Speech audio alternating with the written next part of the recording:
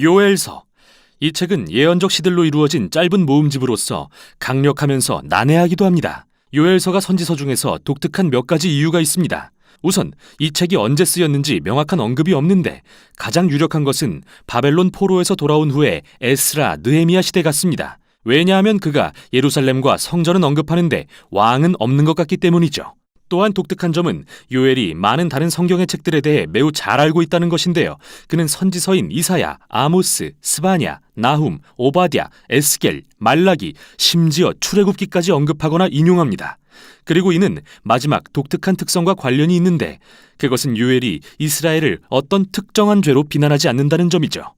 다른 많은 선지자들처럼 그도 이스라엘의 죄에 대하여 하나님의 심판이 다가온다고 알리지만 그 이유는 전혀 언급하지 않습니다. 아마도 요엘은 우리가 자신처럼 다른 선지서들을 읽고 이스라엘의 반역에 대해 이미 잘 알고 있다고 생각한 것 같습니다. 이 세 가지 특징은 우리가 짧지만 매력적인 이 책을 이해하는 데 도움을 줍니다. 즉 요엘은 이전 성경의 책들에 푹 빠져있던 성경 저자였으며 그 책들에 대한 묵상이 그 당시의 비극을 잘 이해하도록 도왔고 그에게 미래에 대한 희망을 주기도 했죠.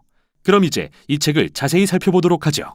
1장과 2장에서 요엘은 여호와의 날에 집중하는데 이는 선지서들의 핵심 주제이고 과거 하나님께서 자기 백성을 구하고 악을 대적하기 위해 강력한 방법으로 나타나신 사건들을 가리킵니다. 출애굽기의 10가지 재앙을 생각해 보십시오. 그러나 선지자는 이러한 과거의 사건들에서 미래에 대한 표징들을 보게 되는데 하나님께서 그의 백성과 열방 중에서 악을 물리치시고 온 세상을 구원하실 거라는 것이죠. 그래서 여기 1장과 2장에서 요엘은 이 주제에 대한 아주 유사한 시 두 편을 들려줍니다. 1장은 과거의 여호와의 날에 대한 것으로서 요엘은 최근의 메뚜기 떼가 이스라엘을 황폐하게 했던 재앙에 대해 말하기 시작합니다. 그가 메뚜기 떼를 묘사할 때 이집트에 임했던 여호와의 날을 떠올리게 합니다. 출애굽기 10장의 8번째 재앙 말이죠. 다만 이번에는 메뚜기 떼가 이스라엘을 향하죠. 그래서 요엘은 장로들과 제사장들을 불러 백성들을 회개와 기도로 이끌도록 한 뒤 자신 역시 다른 모든 제사장들과 함께 회개합니다. 이 장도 동일한 시적 구조와 내용의 흐름을 가지고 있는데요. 요엘은 또 다른 여호와의 날을 선포하는데 이번에는 과거가 아닌 미래, 즉 예루살렘의 임박한 재앙에 관한 것입니다. 요엘은 또다시 밀려오는 메뚜기 떼를 우주적인 군대의 모습을 사용해 설명합니다. 메뚜기들이 하나님의 군대가 되어 기사와 용사처럼 행진하며 지나는 곳마다 모든 것을 파괴할 것이라고 말이죠.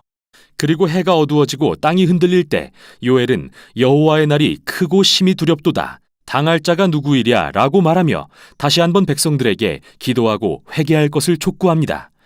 그는 옷이 아니라 마음을 찢고 너희 하나님 여호와께로 돌아오라고 외칩니다. 즉 요엘은 회개가 그저 문제에서 벗어나기 위한 보여주기식 행위로 전락했다는 걸 알았던 거죠.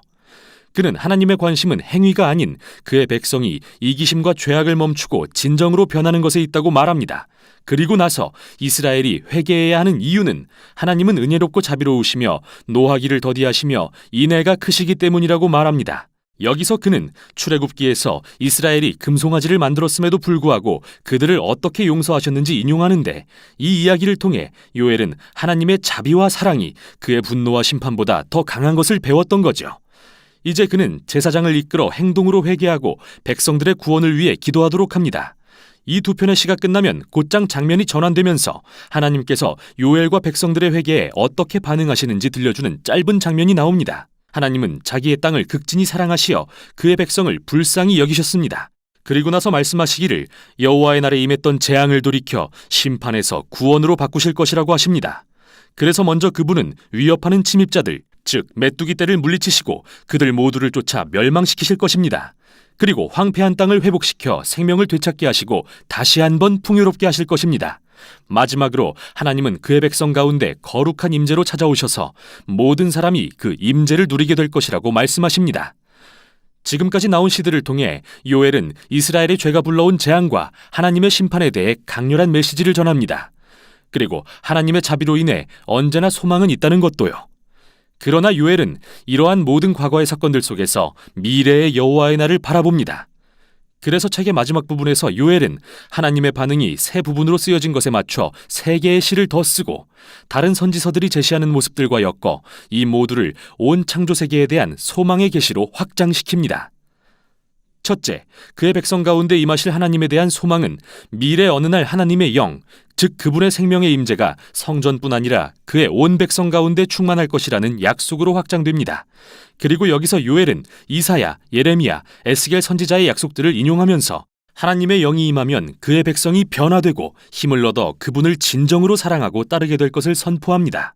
또한 요엘은 침입자들의 위협에 맞서겠다고 하신 하나님의 약속을 기억하면서 몰려오는 메뚜기 떼를 그 당시 이스라엘을 유린하고 억압하던 오만하고 난폭한 민족들에 빗대어 표현합니다. 그리고 그는 다가올 여호와의 날에 대한 이사야, 스바냐, 에스겔의 약속의 말씀을 인용하면서 그날 하나님께서 열방 가운데 악을 대적하시고 그들의 폭력을 그들에게 되돌려 모든 잘못을 심판하실 것을 선포합니다. 마지막으로 요엘은 그 땅의 회복에 관한 모습을 그리며 온 창조 세계의 회복에 대한 소망을 이야기합니다. 그는 이사야, 에스겔, 스가랴의 약속의 말씀을 인용하여 하나님의 심판의 날 후에 온 세상이 회복될 것이며 새로운 에덴이 회복되고 예루살렘에 하나님의 임재가 강같이 흘러 온 우주가 새롭게 될 것이라고 말합니다. 이렇게 요엘의 시는 하나님의 용서와 자비로 인해 만물이 새로워질 것을 노래하며 끝이 납니다. 요엘의 이 짧은 책은 인간의 죄와 실패가 이 세상에 얼마나 파괴적인 결과를 가져오는지 그 심각성을 깨닫게 합니다. 또 하나님이 자기 죄를 인정하고 자백하는 자에게 얼마나 자비를 베풀기 원하시는지도 알려줍니다.